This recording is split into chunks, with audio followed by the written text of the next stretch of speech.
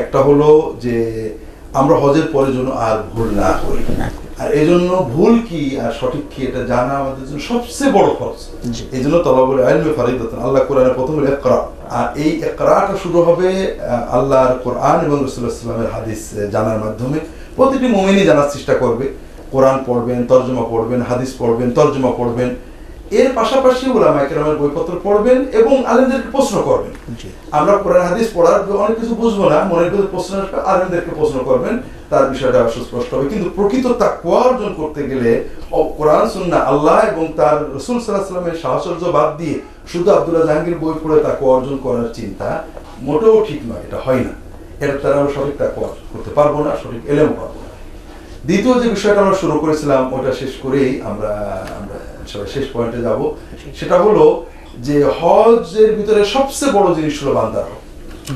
এর পরতে পরতে পরতে পরতে বান্দার হক, মানুষের উপকার করো, কারোর হক নষ্ট করো না।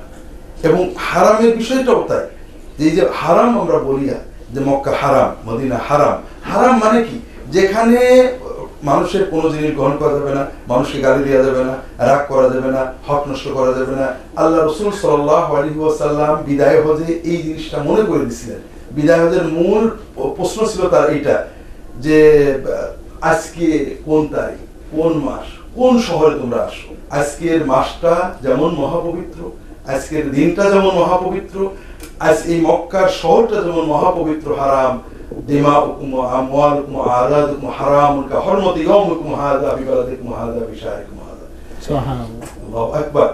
এই মক্কার পবিত্র জমিনে জিলহজ মাসের 15 তারিখের মহাপবিত্র দিনে আরাফাতের পবিত্র মাঠে, মিনার পবিত্র মাঠে যেমন এটার পবিত্রতা, তোমাদের এক মুসলমানের পরে এক মুসলমানের রক্ত, তার সম্পদ, তার মান সম্মান ঠিক সেই রকম মহাপবিত্র হারাম। এই জিনিসটা রাসূল মনে করে দিয়েছিলেন বারবার। কাজেই হজ থেকে যদি শিক্ষাটা না নিয়ে আসি, হজ আসার পরও স্বামী স্ত্রীর অধিকার, ছেলে মেয়ের অধিকার, ক্রেতার অধিকার, বিক্রেতার অধিকার, কর্মদাতার অধিকার, সার্ভিস নেওয়ার অধিকার, আমি বড় অফিসার, আমি সচিব, সহকারী সচিব, আমি জজ, হজ করে এসেছি, আমার কাছে যে বিচার নিতে এসেছে, সেবা নিতে এসেছে, আমার সেবা থেকে বঞ্চিত, আমি টাকা নিচ্ছি তার সেবার জন্য, আমি ডাক্তার, হজ করে এসেছি, আমার রোগী আমার কাছে সেবা পায় না, ক্লিনিকে যেতে হয়, আর আমি নিজেকে হাজি মনে করবো, এই সুযোগ ইসলাম। কাজেই আমাদের এই বান্দার হকের দিকটা সচেতন হতে হবে। বিশেষ করে যারা আমরা পারিবারিক দায়িত্ব, স্বামী স্ত্রীর দায়িত্ব, পারিবারিক জীবনে সন্তানদের সাথে যে পারস্পরিক বড় ফরজ, এই বিষয়গুলোর দিকে আমাদের লক্ষ্য রাখতে হবে। হজে পরিবার যে ইসলামের কত বড় জিনিস, আমরা নারীদেরকে, ছেলে মেয়েদেরকে আমাদের জীবন থেকে, ধর্মীয় জীবন থেকে আলাদা করে ফেলেছি। রাসূলুল্লাহ সাল্লাল্লাহু আলাইহি ওয়াসাল্লাম কোন জিহাদের সফরে, কোন দাওয়াতের সফরে গেলে স্ত্রীকে সাথে নিয়ে যেতেন, সুবহানাল্লাহ, একা যেতেন না। আমরা আমার এক ভাই রাশিয়া গেলেন দিনের দাওয়াতের সফরে, এসে বলছেন যে ভাই আল্লাহর রাস্তায় গেছিলাম রাশিয়া। বললাম যে আল্লাহর রাস্তায় রাসূলুল্লাহ সাল্লাল্লাহু আলাইহি ওয়াসাল্লাম কোনদিন স্ত্রীকে না নিয়ে যাননি, আপনি ভাবিকে নিয়ে গেছেন তো? কি করে নবী বলা হলো না তো, সুন্নাত হলো না তো? এই যে স্বামী স্ত্রী এমন ভাবে আল্লাহ জুড়ে দিয়েছেন হজে একসাথে। রাসূলুল্লাহ সাল্লাল্লাহু আলাইহি ওয়াসাল্লাম হজে গেছেন স্ত্রীদের নিয়ে, সাহাবীরা হজে গেছে স্ত্রীদের নিয়ে, মানে বিদায় হজের ঘটনা পড়লে দেখবেন এই যে স্বামী স্ত্রী এবং কঠিন কঠিন সফরগুলোতেও স্ত্রীর সাথে ছাড়া ছিলেন না।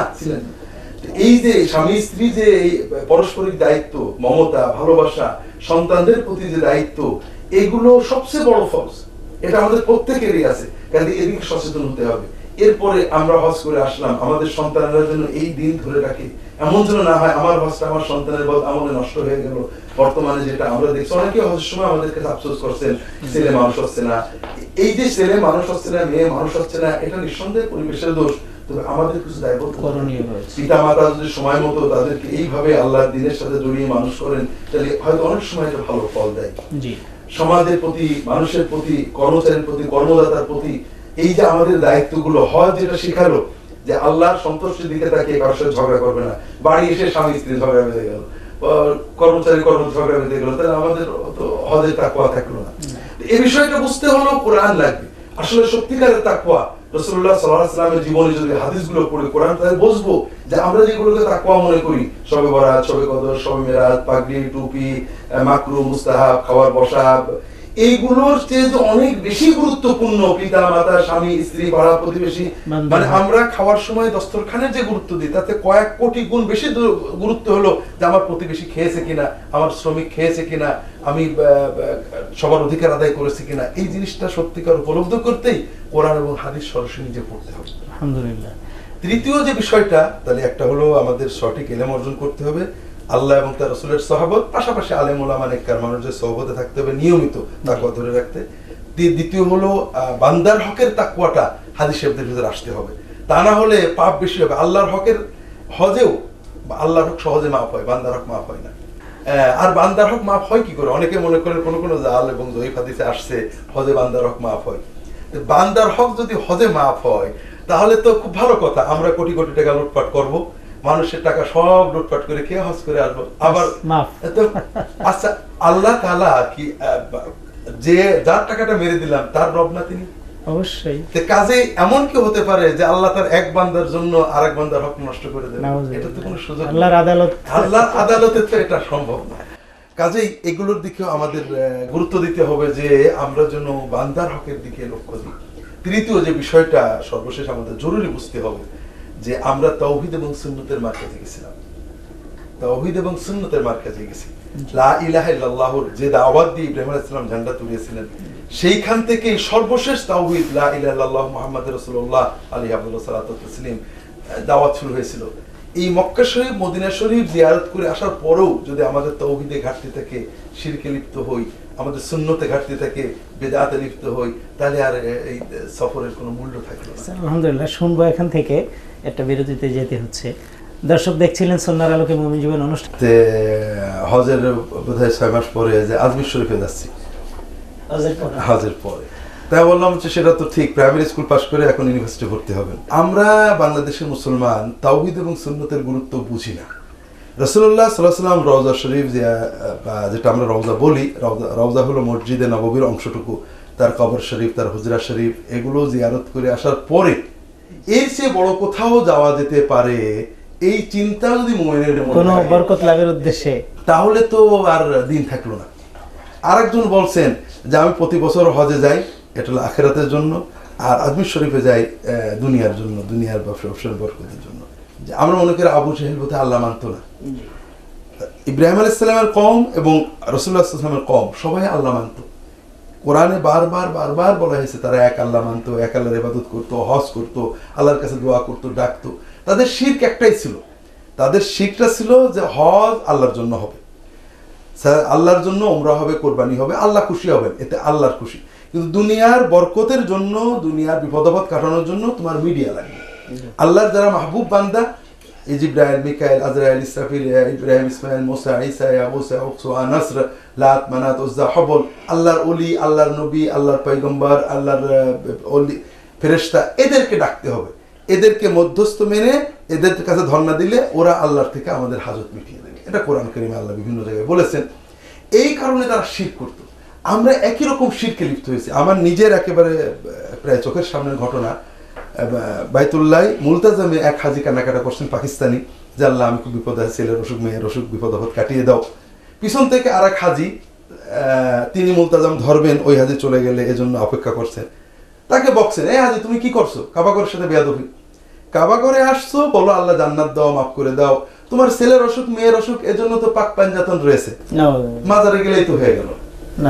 এই যে মানে এটা তো একটা আবু জাহেলের শিরক আর এই শিরকের কোনো পার্থক্য নেই। এটা তো সে ইলম, সহি ইলম না থাকার কারণে করেছে। এই তাওহীদের যে বিষয়টা, যে আমার চাওয়া পাওয়া, আমার ইবাদত, ইয়াকা না'বুদু ওয়া ইয়াকা নাস্তাঈন, তার ফিতাটা ছিল আল্লাহর কাছেই চাও। জি জি, আমার পীর, আউলিয়া, আলেম, বুজুর্গ মাজারে যাব জিয়ারত করতে, সালাম দিতে, পীর, বুজুর্গ, আলেম ওলামার কাছে দিন শিখতে, তরিকা শিখতে, আমল শিখতে, দোয়া করা শিখতে, কিভাবে আল্লাহ জিকির করব শিখতে, কিভাবে দোয়া করব শিখতে, তাদের কাছে হাজত পুরা, কিন্তু চাইবো তো আল্লাহর কাছে। এটাই তো কোরআনের শিক্ষা। এরপরে দ্বিতীয়টা হলো রিসালাত, মুহাম্মদ রাসূলুল্লাহ সাল্লাল্লাহু আলাইহি ওয়াসাল্লাম, লা ইলাহা ইল্লাল্লাহ, একমাত্র ইবাদত করব আল্লাহ, এবং অবশ্যই এটা মুহাম্মদ সাল্লাল্লাহু আলাইহি ওয়াসাল্লামের তরিকায়। আর এই জন্যই রাসূলুল্লাহ সাল্লাল্লাহু আলাইহি ওয়াসাল্লাম খুব ভয় দেখিয়েছেন যে মদিনায় যাওয়ার পরেও যদি তুমি সুন্নতের খেলাফ কোনো কাজ করো, এটা আমরা আগেও বলেছি, এই জন্য আর মূল নষ্ট বলছি না, তাহলে পরে আল্লাহ কবুল করবে না। কাজেই আমাদের সমাজে রাসূলুল্লাহ সাল্লাল্লাহু আলাইহি ওয়াসাল্লাম প্রত্যেক কাজে, আমরা আমরা পীর, আলেম, ইমাম, মাযহাব, উলামায়ে কেরাম সবার কাছে যাব, অবশ্যই যাব। কি জন্য? রাসূলুল্লাহ সাল্লাল্লাহু আলাইহি ওয়াসাল্লাম সুন্নাত জানতে। আব্দুল্লাহ জাহাঙ্গীরের তরিকা জানতে আব্দুল্লাহ জাহাঙ্গীরকে যাব না, রাসূলুল্লাহ সাল্লাল্লাহু আলাইহি ওয়াসাল্লামের তরিকা শিখতে যাব। জি। আমার জীবনে একমাত্র সফলতা, আমার দুনিয়ার সফলতা, আখিরাতের সফলতা একমাত্র রাসূলুল্লাহ সাল্লাল্লাহু আলাইহি ওয়াসাল্লামের তরিকায়, তার পদ্ধতিতে। তিনি কি করে কবর জিয়ারত করেছেন, তিনি কি করে জিকির করেছেন, তিনি কি করে নামাজ পড়েছেন, তিনি কি করে করেছেন, মতভেদ, এইটা হলো ইবাদত। তো এই জিনিসটা যদি আমরা সঠিকভাবে না জানতে পারি, তাওহীদের মানে ঈমানটা যদি ঠিক না হয়, রিসালাতের ঈমান যদি ঠিক না হয়, আল্লাহর যে জায়গা কলবের ভিতরে, সেই জায়গায় যদি আর কেউ বসে থাকে, সেই জায়গাটা হলো নির্ভরতার জায়গা, সেই জায়গা চাওয়ার জায়গা, ভরসার জায়গা। আমার বড় আফসোস লাগে, আল্লাহ তাআলা আমাদের কত নিয়ামত দেন। অনেক ভাই আছে হুজুরের দোয়ায় ভালো আছি, অর্থাৎ আমার নিয়ামতগুলো হুজুরকে দিয়ে দিচ্ছে। বিষয়টা এমন, মা আমাকে দুধ দেয়, মা আমাকে খেতে দেয়, মা আমাকে আদর করে, আর আমি বলে বেড়াই যে আমার বড় ভাই না বললে আমার মা আমার কিছু দিত না, আর বড় ভাইয়ের কারণে আমি সব পাচ্ছি। তার মানে মাকে বেইজ্জত করা হলো, যে মা খুব খারাপ, বড় ভাই না বললে দিত না। ঠিক আমরা আল্লাহকে ওইভাবে অপমান করছি।